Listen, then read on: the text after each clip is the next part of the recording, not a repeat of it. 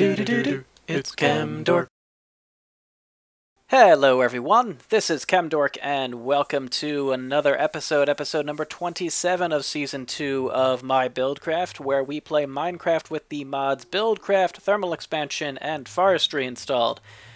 Welcome back, guys. Welcome back. It's time for a Nether episode. Yuck, yuck, yuck, yuck, yuck, yuck. It's all the funnies today, and decided to start out here in the Nether because, well, this episode is going to be dealing mostly with the Nether, but I noticed that we have a butterfly in here, and he appeared here a while ago, and he's stayed. He just stays right here. He just kind of sits there, and I exit the world, I go and come back. I was here yesterday, I'm here back today. And yeah, it just seems like he's still sticking around. Doesn't matter if I switch from peaceful to hard, he just stays. So that's pretty cool. I just thought I'd show you that. It's kind of interesting. But it's time for another episode because this episode is dealing mostly with stuff in the Nether, at least.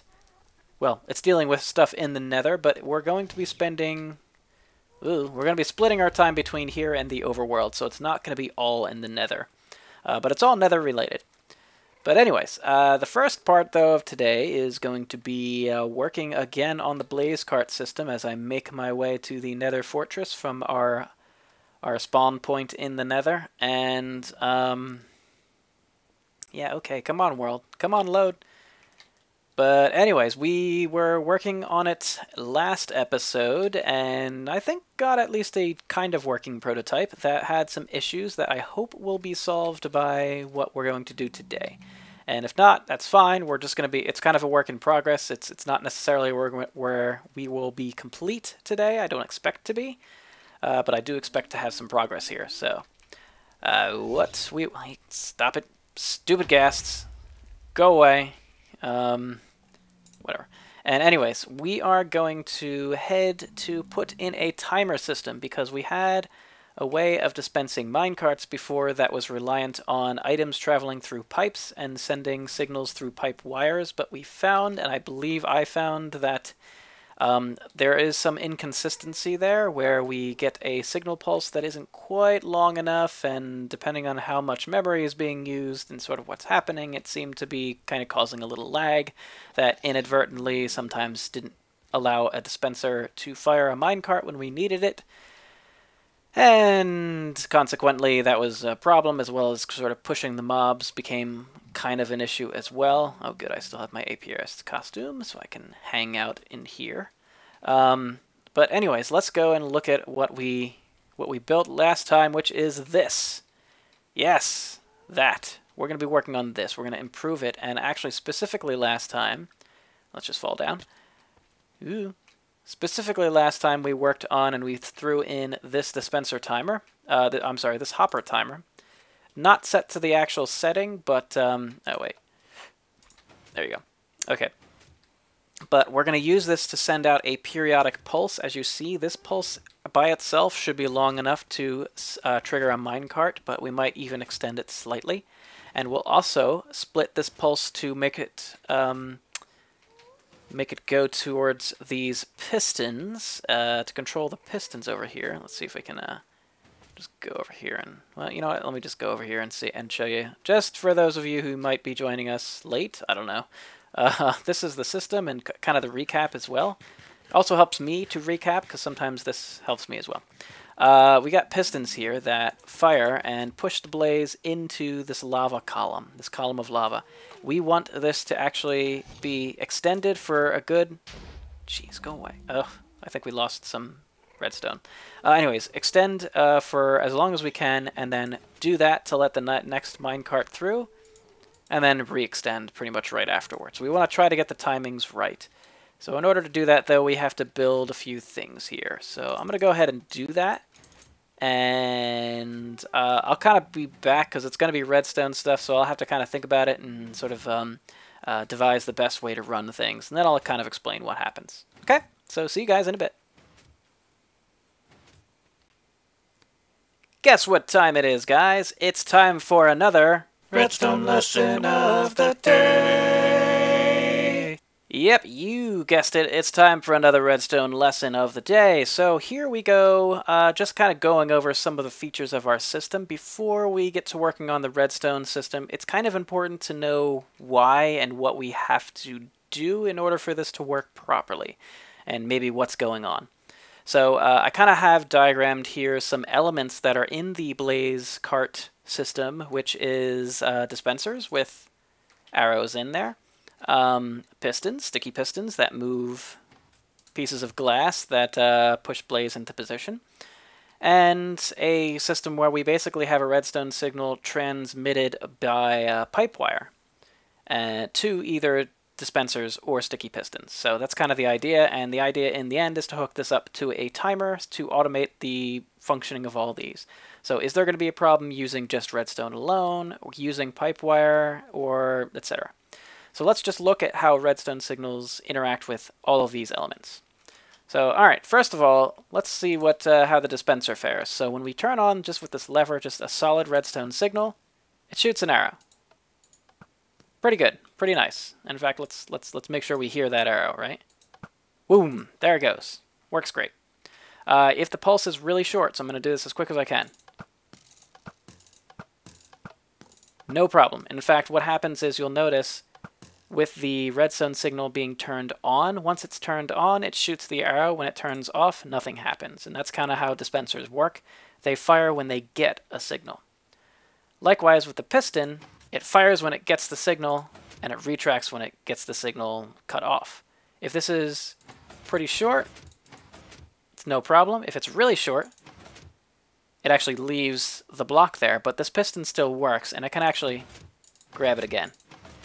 In fact, this is used in a lot of... Whoops. There you go. This is actually used in some systems to kind of do a little like T-flip-flop type of switch, or etc. It's a useful way of... You can actually utilize this feature.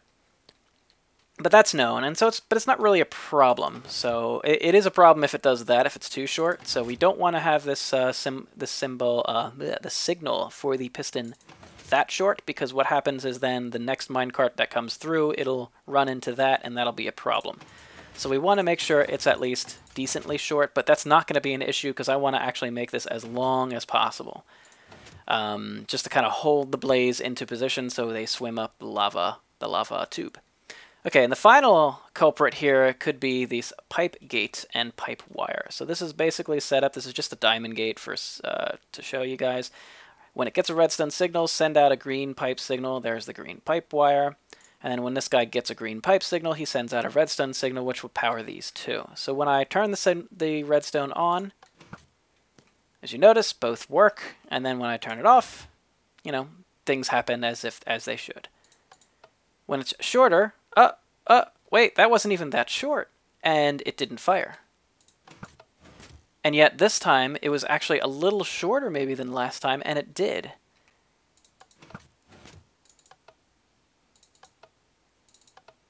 So if I give it a really quick pulse, it almost is if this thing is additive. It's not where you can... I can't tell for sure, but based on what I'm seeing, it's almost as if when you add redstone to this, it's almost as if it updates very... Well, basically it updates very slowly. So what happens is you need to have a signal that's pretty long in order to actually have this thing run. So in our situation, we have this hopper timer, and this is just a type of hopper timer. I basically have recreated a hopper timer similar to what we might expect, and as you see, the first one did not result in any of these two moving, but the subsequent second and third one did, but that fourth one did not, the fifth one did. So as you see, if we hook up the hopper timer, we won't get every time this happening, and that's a problem. We need to make sure that that's the case. So if we ever have pipe wires in our system, we might have an issue. So I'm going to try to actually make the system without using pipe wires. I think that would be the best way to do this. The most foolproof, and for the reasons outlined here. So with that, let's go ahead and do it in the real world. Or in the Nether, world of Minecraft. And yeah, Alright, see you guys in a second. This is working well. Alright, so this hopper timer is set up so that every time it switches, it sends out a pulse. So this is the meat of the hopper timer, and normally people use this output signal over here, as I explained last episode.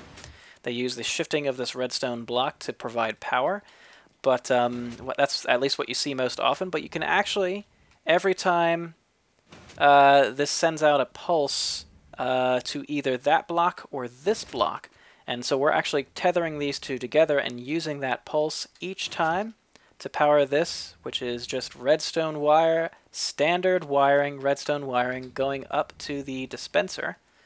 So let me go over here, and it's pushing out minecarts like there's nobody's business. And it's virtually never ending, so let me just go into here to show you. Well, no, I'm not going to go into there. But basically, I've counted. We have 8 minecarts still. When you shut down the system, you can count how many are left. And what I basically am saying is we haven't lost any minecarts at all to this yet. So this is a really good return system. It's thus far 100%, and it's been going for quite a while now. So it works great. Now, what needs to also happen is the controlling of these pistons in a timely manner. I kind of want the default position of these pistons to be extended like this. And I kind of want it to time it so that it does essentially this. Every now and then, so its default position is closed, and then when a minecart comes through, it allows the minecart to come open, and then it closes again. That's kind of what I want to happen. And so we're going to actually do that by setting up a nice circuit now. So I'm going to shut this off for now. So this goes to the dispenser. This is going to go to the piston. So right now they're not, I'm just hooking up to this one at this moment, and then I'll hook it up to the other one as well. But basically we're going to build a little circuit here. So you guys might recognize this circuit. It's one I use all the time, or at least I have used it all the time before. Just shout it out when you know what it is. That's right, it's an RS NOR latch. So this is going to be its default position. Once it sends out a pulse, I'm just going to set it up right now. Just an RS NOR latch, real simple, simplest thing in the world. I mean, it's not the simplest thing in the world, but... Alright. So, nothing happens. Why? And that is because, well, it's an RS NOR latch. If you guys don't know how this thing works, once it receives a pulse from one side... Oh, wait, actually, this should be switching. I'm sorry, I forgot about that. Okay, it should actually switch like this and remain in this position all the time. Once it gets hit by one pulse from one side, it will not switch. We actually need to switch it back. So what we're going to actually do is make this into a self-resetting RS NOR latch. I guess that's what it's called. So this will reset itself, and you'll see that in a minute. This actually sends out a really short pulse. We might actually be getting a block left there at the piston. This actually might be a really good way to leave a block there.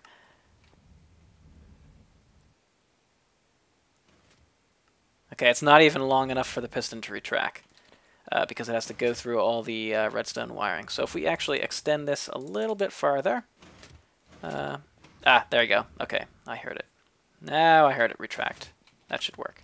Yep, okay, I'm hearing that piston now. This should be working. Yep, so there it goes. Okay, so as you see, it's retracting. So we want that to happen to this piston. We also want it to happen in a better timing manner. So I'm going to hook up both of these pistons to that signal, and then we're going to work on the timing issues. Okay, so I'll be right back. Okay, this really sounds like a machinery or a factory here right now. But anyways, I got this wiring set up with the pistons, so they're wired together. You can see what I'm kind of going for. Now, bear in mind we also don't have this blaze farm or blaze spawner hooked up to the system yet. But okay, so by default they're just sort of, these pistons are extended, and then they retract and then extend again for a short period of time. Now the length of that retraction, which is actually kind of a little bit too short, I'm going to extend it much more. I can extend that by how long I keep this RS NOR latch from resetting, and that is dictated by this and the back here. So if it wasn't clear before, these these blocks right here, these 1, 2, 3, 4, 5, 6, 7, 8 blocks right here is the RS NOR latch. So it's set by that signal being given, and then it's reset by giving a signal to this opposite side. So as you see, it gives the signal here, and then it splits, it travels to the opposite side, and then resets it. So I can extend, if I extend the delay here, I extend the time in which the circuit is open. So I can put another repeater here, for example, and I could put another 2 repeaters here, actually, if I really wanted to. I kind of do. I kind of really want to. Yeah, I'll put it here, I guess. That should be good. So you'll see right now, it's probably a little bit too long right now.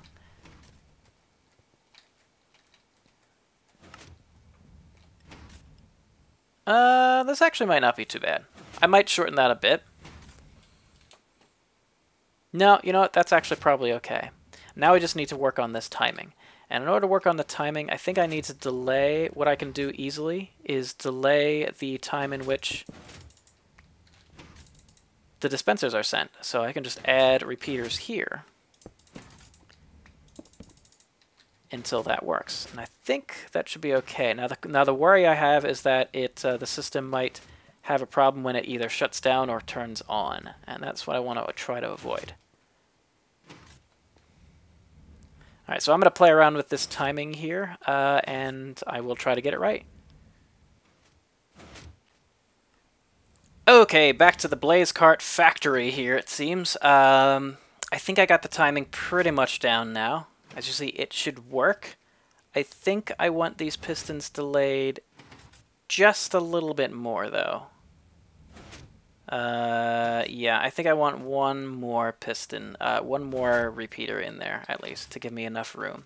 And so I'll show you how I did it, and this is also a way in which I addressed an issue that could come up, which is when you shut the system off, I need to make sure the pistons open and retract, and then extend one last time after that last minecart comes through.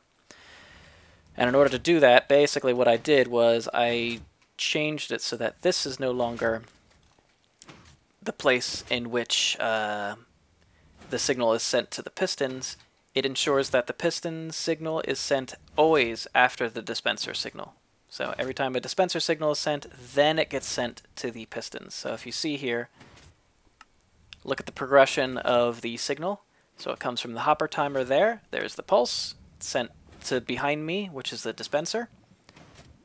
And it takes longer to get to the pistons over there. So this is, yeah, so I'm going to extend this a little bit. I think I'll just do it right here. I'll just do it this way. And I'll put it that there, which allows me to room for another repeater right there. And I'll see if this is looking okay. I think this will work out okay. So I think the time in which the pistons are open is actually pretty appropriate. Let's see. Oh, that's almost perfect. Yeah, I might want to extend the time it's open just slightly. Yeah, that looks pretty good. Yep, that actually looks really good. It's maybe I would want it to open just a bit before that. Just a bit before that. In which case that's pretty easy to do. I could just do that, you know, that's just a bit before that. And if I want to extend the time it's open just a bit, I can also add more repeaters here. As you see, I added one there, so that's, yeah. Okay, so I think actually the timing's pretty good. Let's test the system now with actual mobs. So I'm going to go ahead and do that and report back if there's any issues. So I'm just going to go ahead and test myself, and then I'll report back to you guys. Wow, guys, this is actually working really well. Not surprising, because it's really well timed, as it turns out. Just check this out. So as the blades come through, the pistons open up, and then it smushes them so that they climb the lava. And by the time they're already pretty much past the point of no return for the lava, it's able to open up again and accommodate another blaze. This is actually a really good way of moving the blaze. Wow, this is really cool. And once they get into this lava tube, like I said before, they do climb all the way up. This is not all source blocks, in case any of you guys are wondering. I'm just going to check. Doing all right. Wow, that's pretty cool. In the short amount of time, we got a decent amount of blaze here. Now I just got to make sure that this thing is spawning all the time. And I'm going to have to set it up so that the other blaze spawner is hooked up to this as well. All right. Let's get down to business here. All right, guys. I'll see you in a bit. Hopefully I'll have done a lot more on this. Basically extended the same concept that we used for developing how to transport them from here with awesome amounts. We don't have any of the issues we had before. Let me actually transport away, because that was a problem before because of the updates to pipe wires, which are not that awesome. And oh my goodness, there's a blaze right here. Go away, go away, go away. Okay, as usual, I will see you guys in a bit. Why do I always die in this nether? Ugh. I'll be back, and then I'll let you know if it actually works if you respawn and have this thing slowly, loading back in. Alright, anyways, I'll see you in a bit. After I really just contemplate once again the survival on the long journey from my bed back to here. See you guys in a minute for you, and quite a long time for me, because I'm going to be building as well. So, see you in a second. Okay, well guys, this actually appears to be working pretty well. It's actually not very safe here because I can't hear anything. I cannot hear ghasts at all, and I know they're around. I just can hear the effects of their fireballs, but we got 62 right now, and this is after a few minutes here, so just I'm sitting and waiting. It appears that the system has no problem keeping up. We could probably lengthen the hopper timer and be absolutely fine. And let's see it in action. So this is it's not a pretty way of getting down here, but we can see it sort of happening in action. I just want to see if there's any mobs here at all. Yeah, there should be blaze there right now, so they should be on their way. And maybe we'll get a vantage point here. Okay, obviously we haven't gotten any over there, but let's see. Oh, there's one. So he kind of falls in right in line, just as before. Okay, I can hear none of the mobs. This is ridiculous. Blaze can really just sort of take over, you know? Wow, it is lagging pretty heavily here. Still not using the crazy amount of memory. It's just lagging kind of heavily because of all these mobs. I don't know what to do with those blaze when I'm done, but as you see, it's working. It's working okay. And just bear in mind, if you notice, the minecarts are actually perfectly... Get away! Good lord. Okay, there's another guy. Sweet. So I haven't really seen it where it's both mobs from both spawners yet, but it really hasn't given me too much trouble. So I think it's doing all right. Oops. Okay, a little lag there, but it is working. Yeah, so it is working actually quite well. I'm actually going to go back into peaceful here for a second. Okay. Whew. Alright, because, my goodness, it's like shouting to a muffled area. But as you notice, the minecarts are actually perfectly timed. So check it out. Nice. Now, it doesn't matter, I should really point out, there is a 1 block high space here, so it doesn't actually matter that the pistons are timed for the minecarts now. But it matters, of course, when the mobs are there. And they appear to be timed pretty well. What I had to do was, because... this side was, I think, 17 blocks, and this side was... No, I'm sorry. This side was 17 pieces of rail, or 16 pieces of rail, or 15, or something along those lines. And this side was 17 pieces of rail. I had to affect the timing between the two to make sure that they were going the same timing. So what I ended up having to do was delay this guy a little more, and it just, you know, worked out perfectly in terms of timing. Cool. This totally works. So just to go over it once more, just to be clear, the whole system is running on this hopper timer, which is basically alternating between items from one hopper to another. When it alternates, it shifts this redstone block. We are actually using an effect of pulsing from either this block or this block. So as you see, the pulse alternates between the two blocks. That pulse is given and delivered to this line right here, which sends it out this way toward the dispenser over there, the minecart dispenser that shoots out a minecart. It also sends it this way to the dispenser over here to shoot out a minecart out of the other blaze spawner dispenser.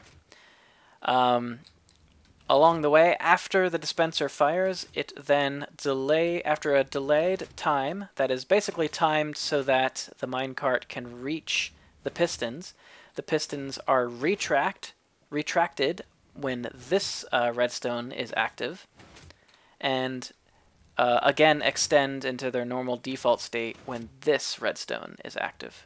And this is again just an RS NOR latch, just a switch essentially. And we'll see it in action just once more from the top here just to see. I still have to add a little bit more ghast proofing, etc. I think I'm going to add a whole bunch of ghast proofing up there and making this a lot better. But as you see, just focusing on this guy, minecart is dispensed and we'll follow it along its way, along its journey. And it goes to here, it gets destroyed by a cactus and then transported back to the dispenser, the spent minecart, through a Buildcraft piping. So, as you see, the piston timing is timed such that they open to allow the minecart with the mobs, presumably, in, and then they extend again, push them against the lava, and then they climb up, and I have to build a crusher up there to deal with them. But that's going to be what we're going to do today with this mob spawner. Now, for the remainder of the episode, though, we are also going to do nether-related things. We're just going to do the nether-related things in the overworld. So this was cool, right? Pretty cool. All right, so guys, we'll probably work on this a little later. I'll basically show you my progress because at this point it's just proofing, and it does actually work pretty well for the mobs. I'll have to watch it a lot to see if there's any issues. I did have some issues at first, and I think I cleaned them up. So, cool. All right, this is working pretty well. I'll see you guys in a bit as we work on something otherwise nether sort of related, kind of. So, see you guys in a second. Well guys, that was super fun, and I'll be working more on the blaze cart system later and the blaze farms, but for now though, we're going to be working on other farms, and that is specifically Netherwort farms. So we go from the nether into the overworld to work on Netherwort. So again, this episode's all related to nether. We're not going to finish the work on the farm today because I don't think we have enough time, although I might actually just do it and show you the end product. But basically, what I wanted to do with this room upstairs in my base is to turn this general area into an automated potion making area. Really haven't done much of anything with Minecraft potions, but in order to do that, I need a good supply of Netherwort, which is what we have right here. And I have a Netherwort farm, but let's do it in an automated fashion because we have forestry, and we might as well use the farms. Down there you see I have the tree farm, and that was kind of supposed to be the southern wing of my base, which I have called the forestry wing before, and I kind of wanted to maintain that as the case. And the idea that I had long ago was essentially to make this into farm areas. So that makes sense. This is actually fairly close to the room upstairs that I want to use as the potion room, so that makes total sense. So that's why I thought this little area here should be for the Netherwort farm. Now, I will be using not the entire area of this for the farm, because this is only a 1, 2, 3, 4, 5, 6, 7, 8, 9 by, I think it's 9 by 14 area, but we're going to be using this to give us at least a small-ish Netherwort farm. I can expand it a little bit, but I think this is going to provide us with plenty. We'll see, maybe it won't, but I don't intend to use a ton of potions anyway, so it's okay if it's kind of a slow trickle. That's fine. Because right now it's not automated at all. So what we're going to be doing is 1, 2, 3, 4, 5, and we're going to be creating, and that's right here, let's see, I think it'll be this. I think if I do it this way, then there's 1, 2, 3, 4, 5, yeah, okay, so that's where the farm blocks are going to go. Okay, so these are where the farm blocks are going to go. Now I have to build this 4 high, or actually what I'll do is I'll build it 4 into the ground, and then throw some soul sand here, marking out the area in which we are going to actually have the farm. All right, well, so I'll kind of set this stuff up. I'll go, and you'll see me come back when we have it more or less set up to ready to go. All right, so see you in a second. Okay, guys, well, I got the layout pretty much set up. These stone blocks represent where the farm will automatically place, or should automatically place, the soul sand. I don't know if, like the tree farm, the soul sand is replaced by sand or something else. So for this episode, we're just going to get this thing running. The items aren't going to be going where they're actually going to be going, but I just want to sort of see it running and kind of have it start. So for now, it's kind of looking a little ugly, but that's just where it is. So let's, actually, I'll show you where this is going to hook up to the system. We actually need to run power to it and complete the setup. So I got some energy conduits. If I go down here, over here, that's where you get to our tree farm, and over here is where you get to this infernal farm, I think it's what it's called. So we have to set it up to be an infernal farm, something I have not done yet.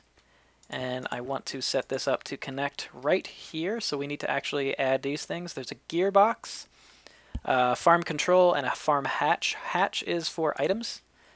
The gearbox is for where you connect power, and the control is where you can change it so that it's either on or off. So I think what we will do just for now, just to make sure it's good, is we'll end up shutting it off. By supplying power below it, that shuts it off. So right now the farm will be shut off. Alright, so power is going to it. It does not need, as an infernal farm, it doesn't need, well, what we do need to, though, is to solder on a circuit board. Which I think I need that. We do need fertilizer, though. So actually, you know what I need? I need a few more things here. Let me grab the circuit boards that I need, and then I'll be right back. Well, we now have to turn our normal farm. If we right-click here on our farm, it's a managed arboretum right now, which means it's all set up to plant and harvest trees and saplings and then harvest trees for wood, which is not what we want. We want this to plant and harvest Netherwort. Means we have to turn this into what's called an infernal farm. It's also a managed farm, but we need to tell this farm it's something else. And in order to do that, we have to place something in this empty socket. And what we place in there is a circuit board. Now, we can't just throw a circuit board right on there. We can, but it doesn't do anything. We have to use a soldering iron to get it out. Okay.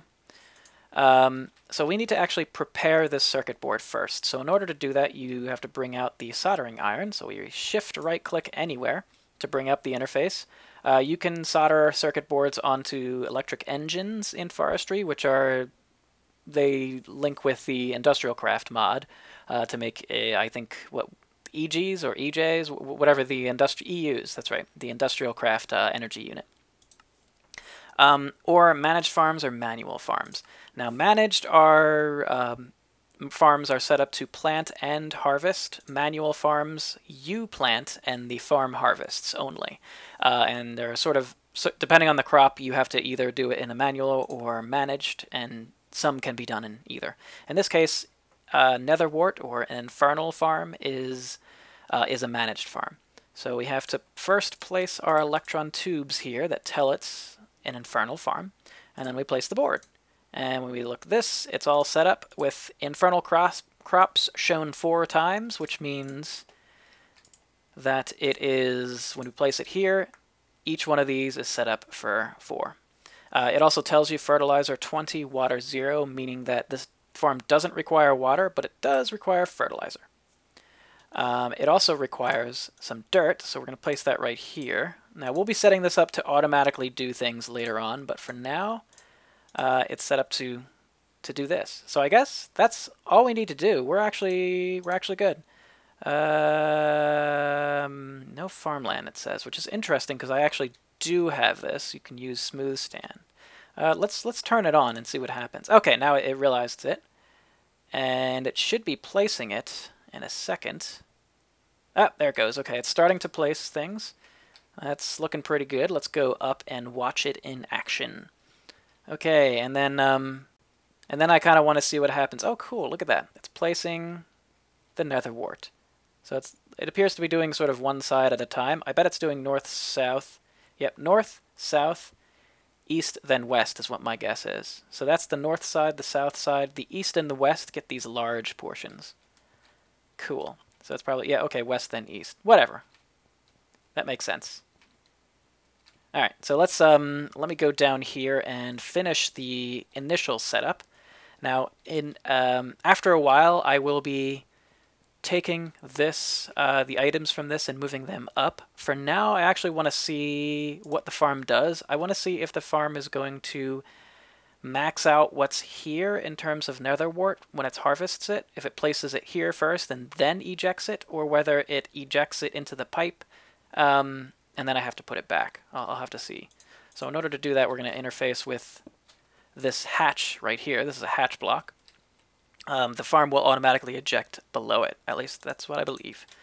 So for now, we're just going to do that. I'll automatically set this thing up to get more fertilizer, get more soul sand if it uses it, and throw in more Netherwort if it needs it, depending on how it behaves. But for now, I'm just going to keep it like this, and we have ourselves a farm. We'll probably set it up to do something very similar to what we did here. In a little bit. I might do that off camera. I might do that on camera. Who knows? I need fertilizer, though. I have plenty of appetite, though. But we're probably going to share fertilizer. That was mentioned a long time ago, but this is cool. All right, so awesome. It is now nighttime, and the Netherwort is starting to grow already. Nice. Great. It's not even all planted. I didn't have enough to plant it all. So we'll see what happens after this first harvest. We'll see where it does things. Now let's see. I've noticed that we don't have this quadrant at all having any Netherwort in it. I'll see if it automatically ends up filling that quadrant with the Netherwort it harvests here after a while. And that's cool. 1, 2, 3, 4, 5. Oh, actually, you know what? I didn't. I placed too much farmland here. I didn't realize they can't place it here and here. This is out of range. Okay, that's fine. Okay, so this is the setup, guys, and that's pretty much the time we have for today. That's the last of the time we have for today. We'll probably set up farms similar to this in, you know, over here and over here. Maybe there's 2 more farms that we can set up, maybe for some crops. We'll do that at another point in time. But as for today, that will do it, and I am so glad that you could join me for another episode, or a Nether episode, and we'll be back again in due time for some improvements on, well, everything in my world. We got some cool things coming up. In fact, there's a big project that I've started work on, and hopefully can share that with you maybe next episode. We'll see. All right, guys, see you in the next episode, and thanks for watching. Bye-bye.